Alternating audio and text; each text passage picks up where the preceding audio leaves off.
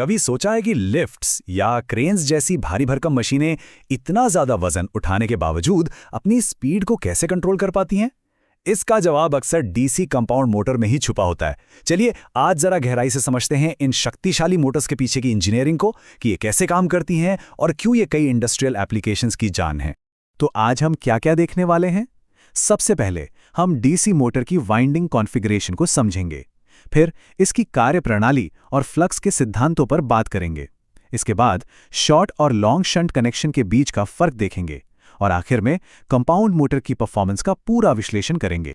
ठीक है, तो शुरू करते हैं पहले हिस्से से, डीसी मोटर वाइंडिंग कॉन्फ़िगरेशन। ये समझ लीजिए कि ये नींव है। अगर हमें कंपाउंड मोटर्स की जटिलताओं को समझना है तो इन बुनियादी सर्किट संरचनाओं पर हमारी पकड़ एकदम मजबूत होनी चाहिए।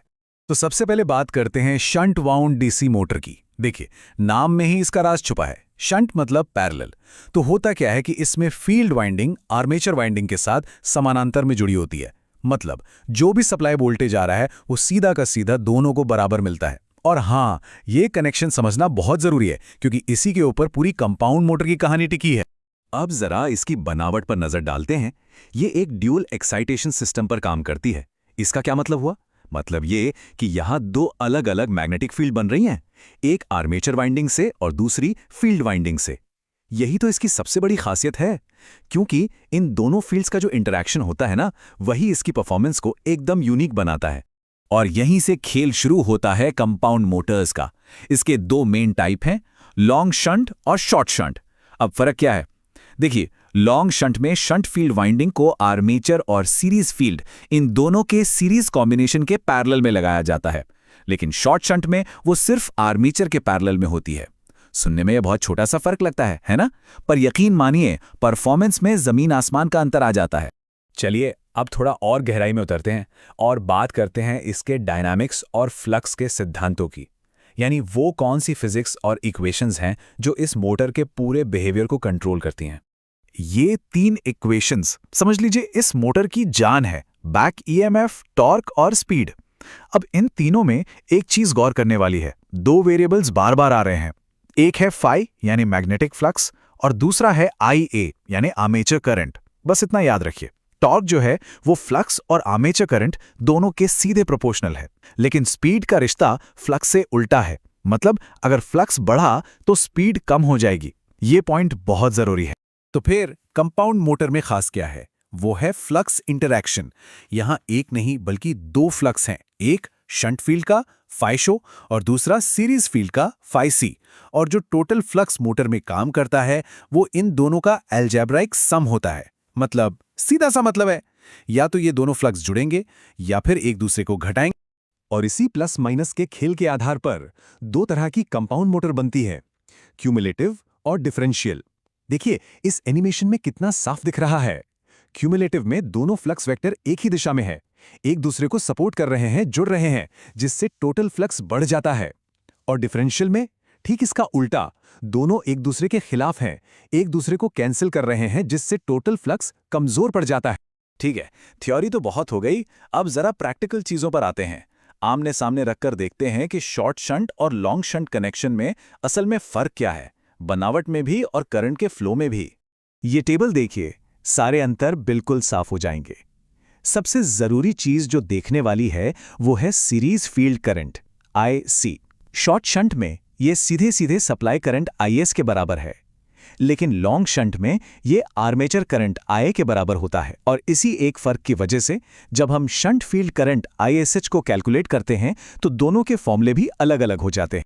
अच्छा, अब ये भी देख लेते हैं कि एक ही पोल पर ये दोनों वाइंडिंग्स लगती कैसे हैं। ये देखिए, पहले शंट वाइंडिंग लपेटी जाती है। इसमें पतला तार होता है और बहुत बहुत सारे टर्न्स होते हैं। फिर इसके ऊपर आती है सीरीज वाइंडिंग, जिसमें मोटा तार और बहुत कम टर्न्स होते हैं। सवाल उठता है, ऐसा क्यों?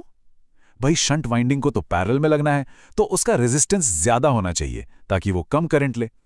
वहीं सीरीज वाइंडिंग को तो पूरा लोड करंट झेलना है, इसलिए उसका तार मोटा और रेजिस्टेंस एकदम कम होना चाहिए। सिंपल लॉजिक है। अब इन डायग्राम्स को देखिए, ये करंट के फ्लो को एकदम क्लियर कर देंगे। शॉर्ट शंट में क्या हो रहा है? सप्लाई करंट पहले सीरीज फील्ड से गुजरता है और उसके बाद दो रास्तों में बढ़ता है, एक शंट फील्ड में, दूसरा आर्मेचर में।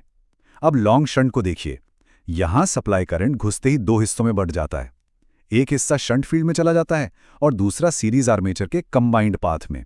जैसा मैंने पहले कहा था, छोटा सा सर्किट का फर्क बट परफॉर्मेंस पर असर बहुत बड़ा। तो चलिए अब आते हैं सबसे जरूरी हिस्से पर, कंपाउंड मोटर की परफॉर्मेंस। अब तक हमने जो भी थ्योरी और बनावट समझी है उसे अब हम असल दुनिया से जोड़कर देखेंगे। मतलब इसका टॉर्क कैसा है, लोड बढ़ने पर यह कैसे रिएक्ट करती है और ये कितनी स्टेबल है। क्यूमुलेटिव कंपाउंड मोटर की सबसे बड़ी यूएसपी है इसका जबरदस्त स्टार्टिंग टॉर्क। इस कर्व को देखिए, इसका स्टार्टिंग टॉर्क शंट मोटर से तो कहीं ज्यादा है, पर हाँ सीरीज मोटर से थोड़ा कम। ये एक तरह से दोनों का बेस्ट कॉम्बिनेशन है और इसी वजह से ये उन जगहों के लिए परफेक्ट है जहां मोटर को एक भारी रुके हुए लोड को धक्का देकर चलाना होता है। सोचिए, लिफ्ट्स, क्रेन्स, कन्वेयर बेल्ट्स, ये सब। तो सोचिए, एक क्यूमुलेटिव मोटर चल रही है और उस पर अचानक लोड बढ़ा दिया। अब क्या होगा, स्टेप बाय स्टेप समझते हैं। सबसे पहले जाहिर है स्पीड थोड़ी सी गिरेगी। जैसे ही स्पीड गिरी, आर्मेचर ज्यादा करंट खींचेगा।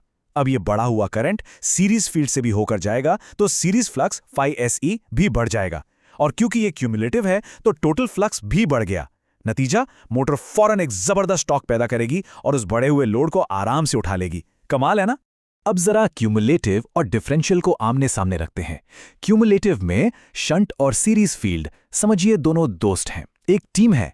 लोड बढ़ता है तो दोनों मिलकर ज्यादा ताकत लगाते हैं, मतलब टोटल फ्लक्स बढ़ जाता है। लेकिन डिफरेंशियल में ये दोनों एक दूसरे के दुश्मन हैं। लोड बढ़ता है तो सीरीज फील्ड का विरोधी फ्लक्स और मजबूत हो जाता है और वो टोटल फ्लक्स को कमजोर करने लगता है। ये बहुत ही क्रिटिकल और खतरनाक फर्क है। और यहीं से वो सवाल पैदा होता है जो अक्सर पूछा जाता है, आखिर इस डिफरेंशियल कंपाउंड मोटर को इनहेरेंटली अनस्टेबल यानी स्वाभाविक रूप से अस्थिर क्यों कहते हैं? इसका पूरा राज इसी उल्टे फ्लक्स वाले बिहेवियर में छिपा है। देखिए होता क्या है, जैसे ही डिफरेंशियल मोटर पर लोड बढ़ता है, इसका विरोधी सीरीज फ्लक्स टोटल फ्लक्स को कमजोर कर देता है। अब याद कीजिए वो स्पीड वाला फॉर्मूला, स्पीड फ्लक्स के इन्वर्सली प्रोपोर्शनल है। तो जैसे ही फ्लक्स कम हुआ, मोटर को बैक ईएमएफ मेंटेन करने के लिए अपनी स्पीड बढ़ानी पड़ती है। और अगर लोड बहुत ज्यादा बढ़ गया तो फ्लक्स इतना कमजोर हो जाता है कि स्पीड काबू से बाहर हो जाती है, वो खतरनाक तरीके से बढ़ने लगती है। इसी को हम कहते हैं रन अवे स्पीड, और ये बहुत डेंजरस हो सकता है। तो जाते जाते एक सवाल छोड़ जाते हैं, इसकी ये जो अस्थिरता है, जो आमतौर पे एक खामी मानी जाती है, क्या कोई ऐसी नीश एप्लीकेशन हो सकती है जहां इस मोटर की इसी अजीबोगरीब खासियत का फायदा उठाया जा सके? सोचिए, एडवांस कंट्रोल सिस्टम्स में ये एक बहुत ही दिलचस्प एरिया है। शायद कुछ खास तरह की वेल्डिंग एप्लीकेशंस में, जहां लोड बढ़ने पर स्पीड का बढ़ना हमारे काम आ सकता है।